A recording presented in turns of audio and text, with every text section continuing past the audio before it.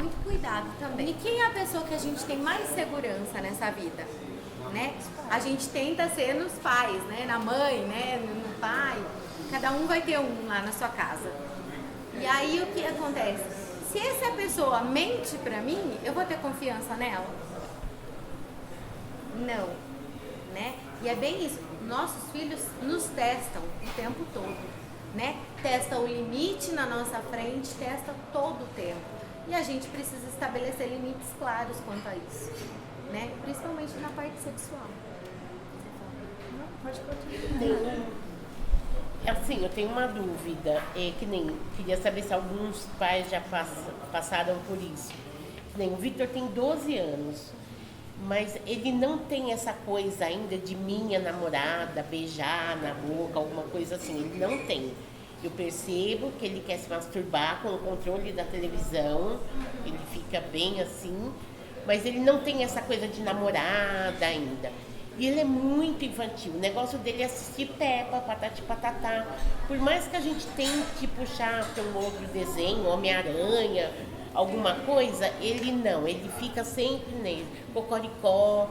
Então eu não sei até onde isso é bom para ele. E outra coisa que eu também evito e peço para os familiares, né? Não ficarem falando, e a sua namorada? Você tem namorada?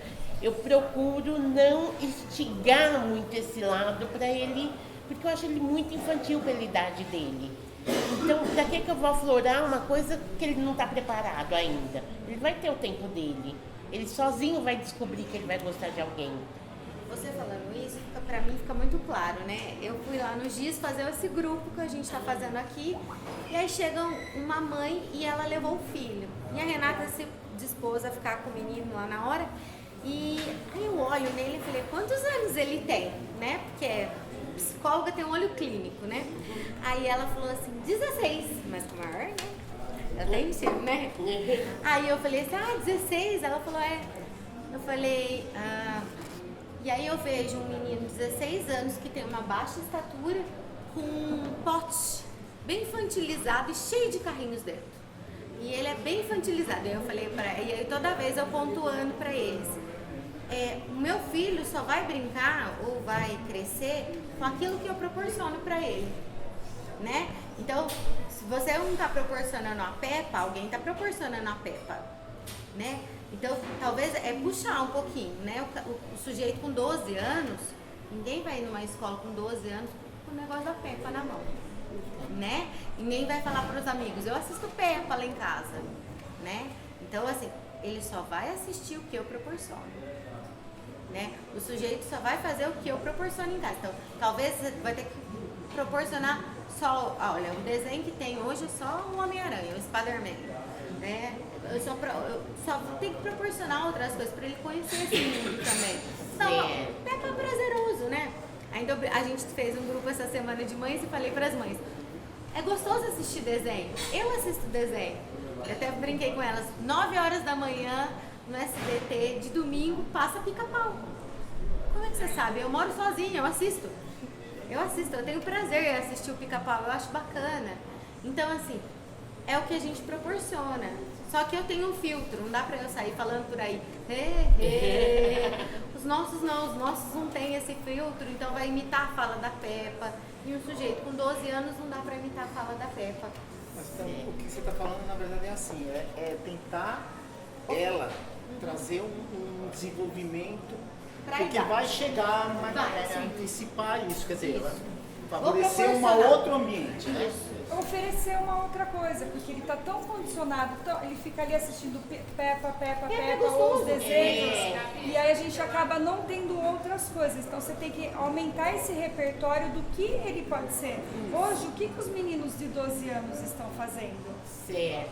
Eu, quando vou na escola, que eu faço um trabalho de inclusão escolar, é justamente isso. Eu trabalho muito com as escolas da rede regular de ensino. E aí é onde os meus pacientes acabam dando mais trabalho, porque eles têm 12 anos está no 6º ano, as crianças de 6º ano, todas já levam o celular, e o meu paciente, ela quer levar a boneca para ficar brincando de nenê na hora do intervalo.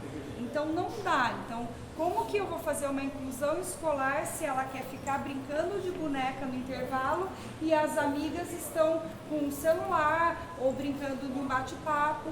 Então, muitas vezes a gente tem que colocar até um assistente terapêutico dentro da escola para conduzir esse grupo, porque senão a gente só deixa eles muito infantilizados. Certo. E aí depois vem a cobrança, que passa a mão na bunda, ou ele quer chamar atenção para cutucar de alguma forma, começa a se manipular na frente dos amigos. Então a gente tem toda essa situação.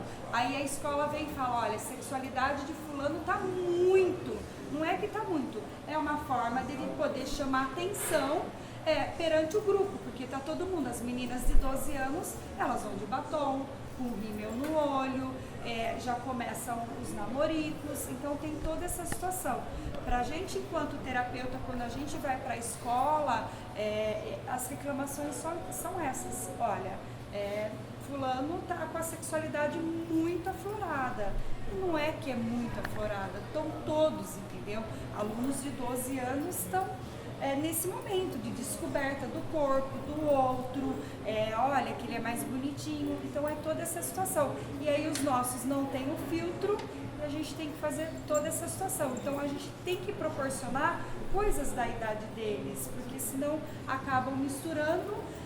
E aí tem todo o desejo do toque, mas ainda quer a boneca para brincar, quer o desenho da Peppa. Não, eu também acho que a gente tem que tentar chegar sempre o mais próximo, mas eu percebo, pelo menos eu vou falar da experiência do Down que eu tenho em casa, né?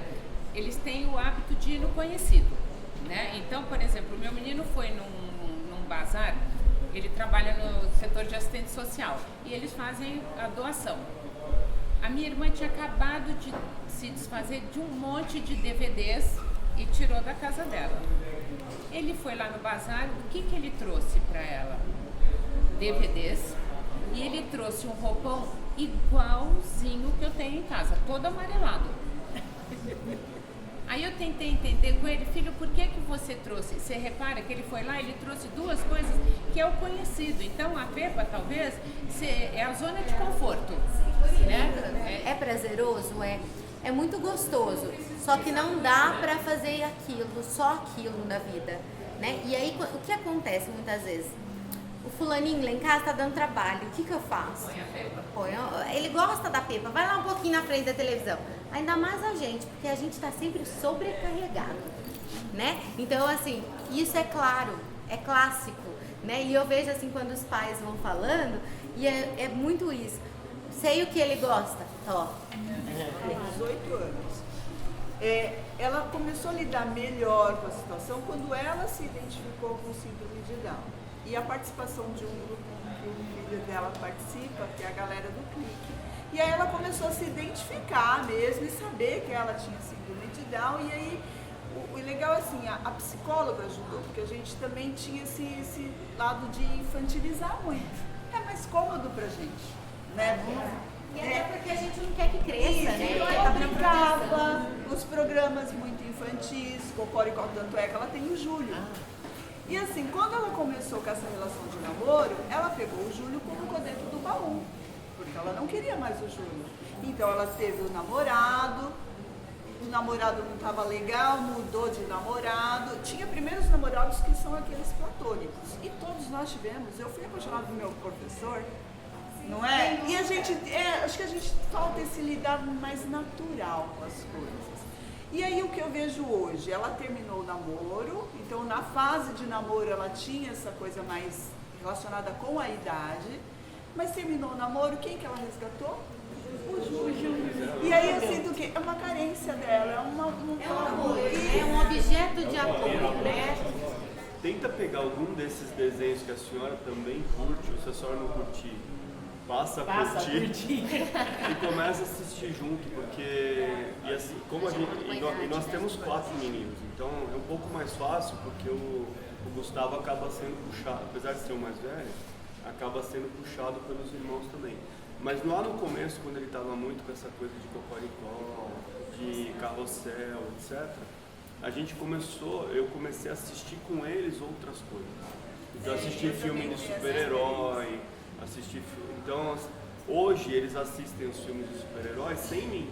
Quando vem alguma novidade, vai sair o filme tal, vai sair o filme tal. Então, às vezes, a gente criar um pouquinho essa coisa e mostrar que a gente tem interesse, falar, poxa, minha mãe gosta, então deve ser legal também. E pode ser filme, pode ser qualquer coisa que a senhora sinta prazer de ficar ali meia hora, 40 minutos mesmo que com não ele. sinta, a gente sempre faz um esforço de... O prazer é ver ele, o prazer é ver ele crescer, mudando de fase. Né? Então, eu acho ele muito uma infantil sugestão. pra ter 12 anos assim. E olha, eles vão voltar a assistir, porque na hora que aparece um Cocoricó lá, eles param pra olhar. Então, isso não... Mesmo os nomes... É o caso do Pica-Pau, né? Pica-Pau.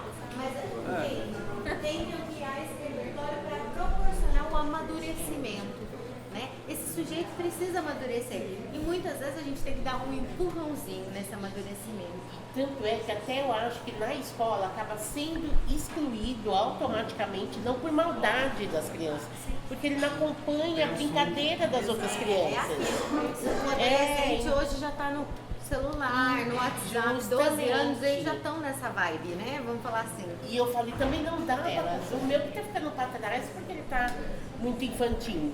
Então a gente tem que entender todos os lados, né? E eles acumulam. Não é que, vamos supor, eles vão mudando de fase. Eles pegam uma fase nova, mas eles trazem as velhas. Então a bagagem é pesada. Né? Tem o antes, o durante, o depois. A minha mãe, por exemplo, cantou música de niná para ele, coitado. Ele não sabe, quando você fala em música moderna, ele não sabe. Ninguém é musical na minha casa. Então é difícil para eles acompanharem a molecada. Eu só tenho ele, não tenho outro filho que cante, que leve. Eu fui com ele no clube num show, ele falava para mim 2h30 da manhã, mãe, você pode ir se quiser. Eu falei, eu sei que eu posso, mas eu vou ficar mais um pouquinho, tá certo? Então, mas não conhecia as músicas. Então a gente tem que tentar chegar o mais próximo, mas a gente também não tem esse conhecimento. Ele tinha 2 amigos, que eram o Dudu e o Harris. Eram 2 bonecos de pano, que eram os amigos dele. Então ele queria levar para a escola, né? E a gente foi combatendo isso. Alguma vez ou outra ele levava, às vezes levava até escondido, né? Porque na hora do recreio lá, ele ficava com o amigo dele, que era um amigo Imaginário. que trocava ideia com ele, imaginário. Né? Eles têm muito amigo imaginário pela solidão. É isso aí. Então ele convivia com os amigos como se fosse gente. Né? Então é um trabalho né, cansativo até da gente falar, não, é um boneco. Léo, já não está mais, os teus amigos não usam mais boneco. Né? Então ele substitui os bonecos por super-heróis. Agora ele tem os amigos super-heróis no quarto dele, que são os amigos dele. Mas não leva para a escola, né? Agora está numa situação um pouco diferente de tanto a gente insistir com isso. Porque é como você falou, isso na inclusão dificulta muito, né? Porque ele, para começar, ele não vai ter assunto com os amigos, né? Aí vai falar do Cocoricó, os amigos estão falando do Marvel, do filme novo que saiu, do Homem-Aranha. Então isso tudo vai dificultar mais ainda ele. Então o Léo passou por essa fase também, de que só queria assistir, ele gostava de Peppa, mas tinha os desenhos dele, né?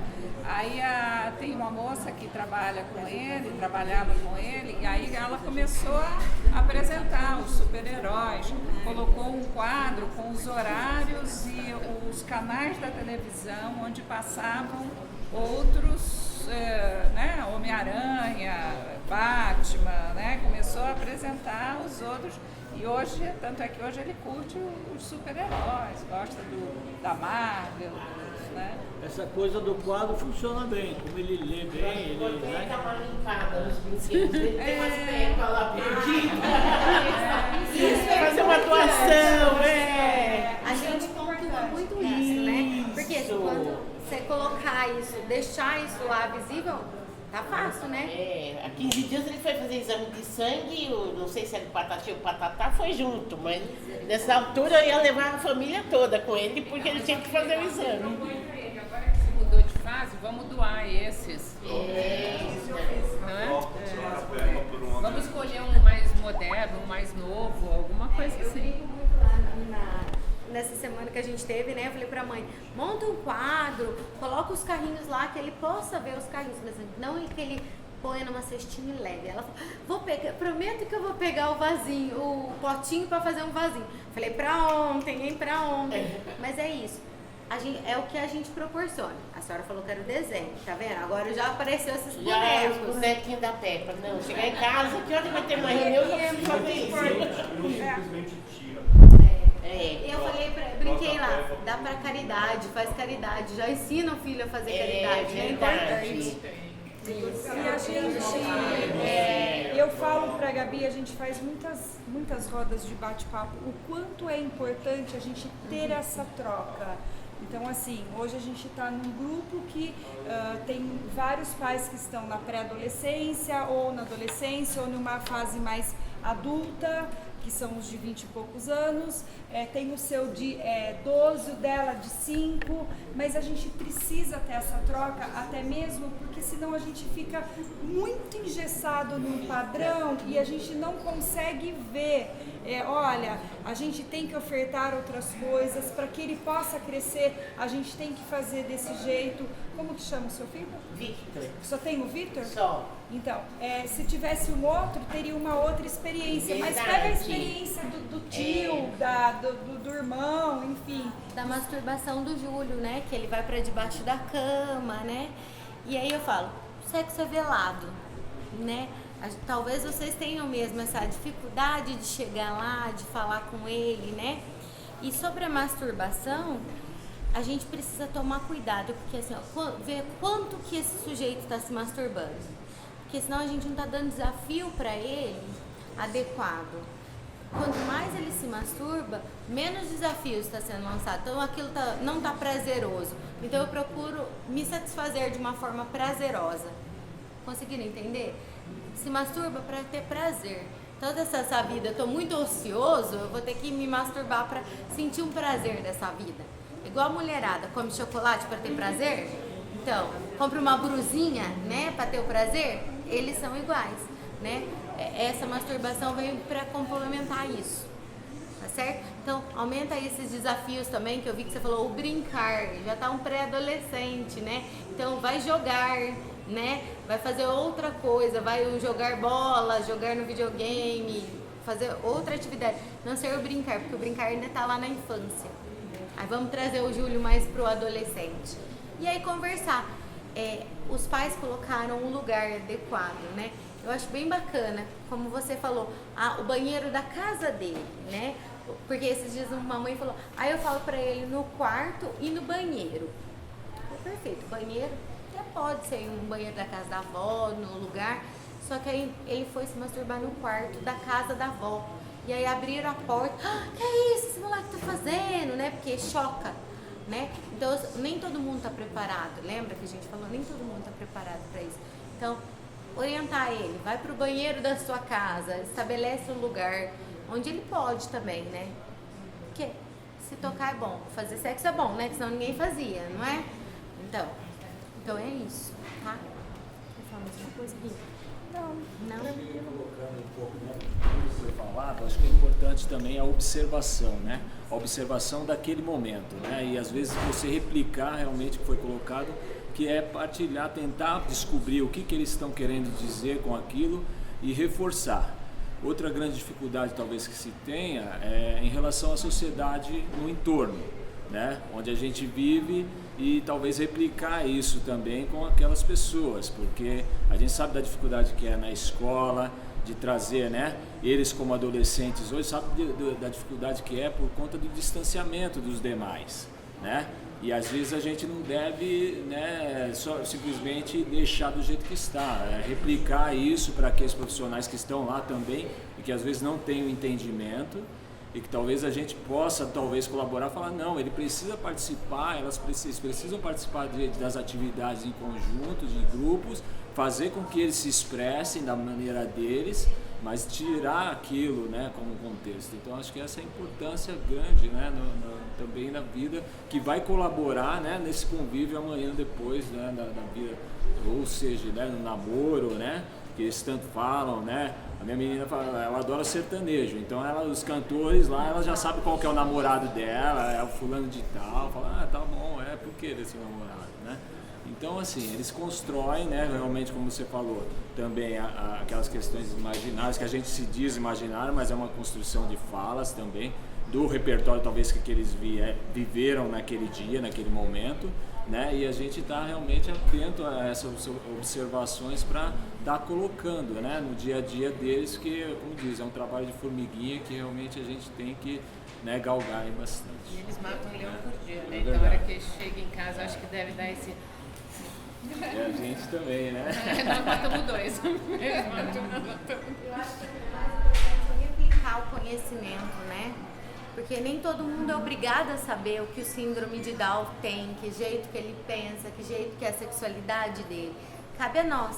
Se eu quero que meu filho seja respeitado, eu tenho que explicar para o outro. O outro não sabe. E muitas vezes a gente só foi saber, né? Porque a gente tem, né? Poucos profissionais que eu conheço são profissionais que não estão ligados na deficiência e não tem ninguém na família com deficiência. São poucos, porque aí a gente acaba tendo você vai falar assim, não, então eu vou estudar para entender melhor. Entende, porque aquele, né, Renata? Tem o seu valor ali intrínseco, tá junto, tá tudo misturado. Tem hora que você precisa separar, você vai estudar outra coisa, não vai estudar aquilo, né? Me colocou, eu tenho um grupo de amigos que tem vários filhos da mesma idade do João, e a partir do momento que eu comecei a conversar até mesmo com as crianças e com os amigos para entender um pouco o João, porque além a síndrome de Down, com essa desorganização sensorial dele, ele anda com uma escova de dente na mão. E ele tem a necessidade de ficar balançando essa escova de dente o tempo todo. Então, hoje ele já consegue sair com a escova de dente, mas ela fica no bolso, sem balançar. É um treino que ele chega até a transpirar de vontade de querer pegar a escova de dente. É um sofrimento. É um sofrimento muito grande para ele. Então, mas ele entende que para ir na rua ou estar nos lugares que a gente está com os amigos, ele não a escova pode ficar no bolso, mas ele não pode pegar. Por quê? Os filhos dos amigos estavam guardando escova de dente para ele. Então, assim, chegava na casa de um amigo, vinha uma amiguinha, a Laura, ela tinha 12 escovas de dente para ele. Então, ela ia pegando na família todas as escovas de dente, então ela alimentava isso. Então, a partir do momento que eu comecei a conversar, olha, não pode, ele faz isso porque ele tem uma desorganização. Então, isso foi ajudando ele a crescer e as pessoas entenderem um pouco, porque sempre ele era lindinho, deixa, ele tem síndrome de Down. Não deixa. Então, eu preciso da ajuda de todo mundo para que ele possa crescer e estar cada vez mais aí próximo dessa normalidade que a gente vive.